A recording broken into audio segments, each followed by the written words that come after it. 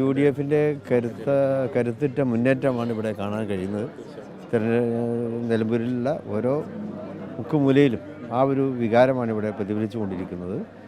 കേരളത്തിലെ ഭരണത്തോടുള്ള ആ ഒരു വിരോധം, ജനങ്ങളുടെ വിരോധം അത് വ്യക്തമായിട്ട് ഇവിടെ പ്രതിഫലിക്കുന്നുണ്ട്. ഈ തെരഞ്ഞെടുപ്പിലും പ്രധാനമായും പ്രതിഫലിക്കുക അതുതന്നെയാണ്. ആര്യാടൻ ഷൗക്കത്തിന് വമ്പിച്ച ഭൂരിപക്ഷത്തോടെയുള്ള വിജയം. പെൻഷൻ ലഭിക്കാത്ത കുടിശ്ശികയാണെങ്കിലും ജനവിരുദ്ധ സമീപനമൊക്കെ തന്നെയാണെങ്കിലും അവർക്ക് തിരിച്ചടിയാകുമെന്ന് തന്നെയാണ് യു ഡി എഫ് വിലയിരുത്തുന്നത്. തീർച്ചയായിട്ടും. ഇപ്പോൾ ഒറ്റ വാക്ക് പറഞ്ഞാൽ ഒരു കുടിശ്ശികയുടെയും കുടിയുടെയും ഒരു ഗവൺമെൻറ്റായി മാറിയിരിക്കുകയാണ്. ക്ഷേമ പെൻഷന് അതിവിടെ മുടങ്ങിക്കിടക്കുകയാണ്.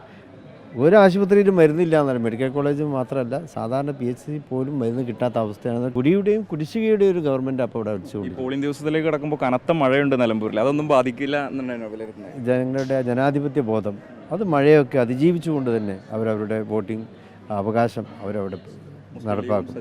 മുസ്ലിം ഐക്യ ജനാധിപത്യം വളരെ ഒറ്റക്കെട്ടായിട്ട് മുമ്പൊന്നും കാണാത്ത വിധത്തിലുള്ള ആ ഒരു ഐക്യവും ഒറ്റക്കെട്ടായിട്ടുള്ള പ്രവർത്തനവുമാണ് എല്ലായിടത്തും കാണാൻ പറ്റുന്നത്. തീർച്ചയായും വളരെ നന്ദി.